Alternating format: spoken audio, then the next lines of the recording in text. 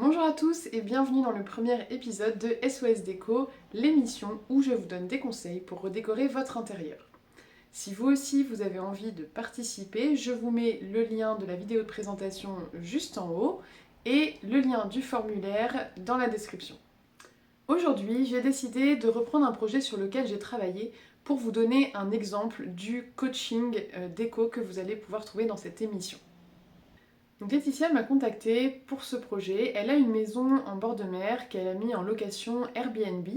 Alors elle a pas mal de réservations, mais c'est vrai que le gîte n'est pas très accueillant, il n'a jamais été remis au goût du jour, donc on a refait toute la déco. Aujourd'hui on va se concentrer sur la chambre et voir comment on peut la rendre plus chaleureuse, plus accueillante pour les hôtes. Donc sans plus attendre, je vous partage les photos et mon coaching. Voici donc la chambre en question. On va commencer par faire le tour de tous les problèmes. Ensuite, je vous montrerai des 3D que j'ai réalisés pour cette pièce et je vous expliquerai un petit peu les choix que j'ai faits. Alors, la première chose qu'on remarque, c'est qu'en effet, la chambre est quand même assez froide. On est dans une pièce assez petite. Alors, en effet, elle fait 2,70 m par 2,68 m, donc elle est quasiment carrée, ce qui nous fait une surface de 7,2 m². Donc dans tous les cas, on va devoir rester sur quelque chose d'assez simple, de minimaliste. On ne va pas pouvoir ajouter beaucoup de déco et de meubles. On a ici des poutres en bois au plafond. Ça donne du cachet à la pièce, c'est vrai, mais la pièce est déjà très petite, comme je vous le disais. Et donc, ces poutres en bois, ça va avoir tendance à aplatir et à rétrécir encore plus la pièce. On a un problème d'éclairage. L'éclairage, c'est vraiment important pour qu'une pièce soit chaleureuse. Je vous montre la deuxième image pour que vous puissiez voir. Donc voilà, la lumière que vous avez ici à l'écran, c'est la lumière principale puisqu'il n'y a pas de plafonnier dans cette pièce. Donc ça, c'est vraiment problématique. Cette lampe, elle sert à la fois d'éclairage principal et de lampe de chevet. Ça ne va pour ni l'un ni l'autre. En tant qu'éclairage principal, ça n'éclaire pas assez. En tant que lampe de chevet, la lumière est trop agressive.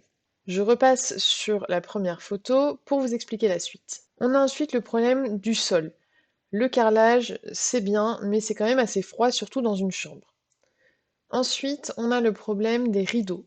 Comme vous le voyez, ils sont trop longs pour la fenêtre. Soit on opte pour des rideaux qui sont à la bonne taille, soit on opte pour des rideaux qui se font vraiment toute la hauteur et donc qui vont aller jusqu'au sol. On a également un problème avec le lit. Alors, vous ne le voyez peut-être pas sur la photo, mais il est trop bas. Là, on est en effet dans un gîte. Donc, dans un gîte, il faut que le mobilier soit adapté à tous vos clients. Que ce soit des personnes âgées, une femme enceinte ou même une personne avec des problèmes de dos, ne va pas trouver ce lit très confortable. Donc on va chercher à le rehausser. La pièce est petite, mais on a quand même un rangement. Le souci, c'est que les portes sont cassées, hein, elles ne se ferment plus. Et en plus, on a une étagère, et ensuite c'est que de la penderie, donc c'est pas forcément très pratique. Maintenant qu'on a fait le tour de tous les petits soucis qu'on rencontre dans cette chambre, je vais vous montrer les simulations 3D que j'ai faites et vous expliquer les différents choix, décoration et aménagement. La première chose que j'ai faite, c'est de remplacer le carrelage par un sol imitation bois.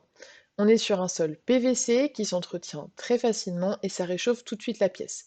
Si vous n'avez pas les moyens de changer le sol, puisqu'effectivement ça a un coût quand même plus important, vous pouvez tout à fait mettre des tapis.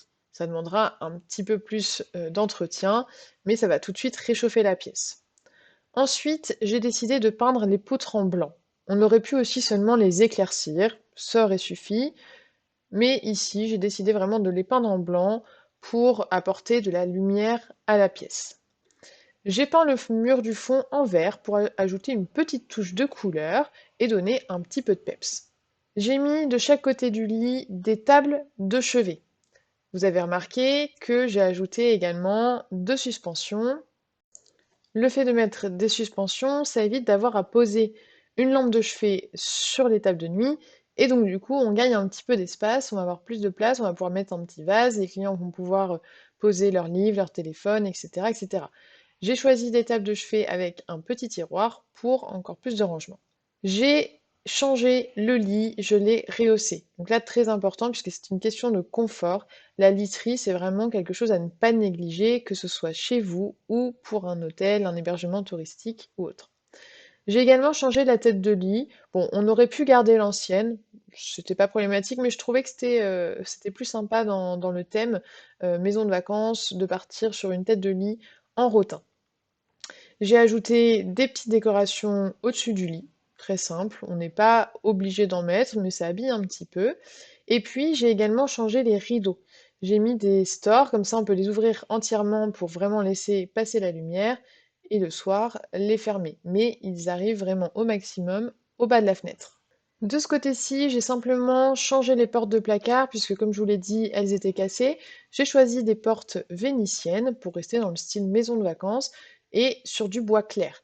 J'ai choisi uniquement des matériaux clairs. La seule touche foncée qu'on a, ça va être le dessus de lit pour donner une touche de couleur. Mais encore une fois, on est dans une petite pièce qui n'est pas forcément très lumineuse, donc on va éviter d'assombrir avec des matériaux trop foncés.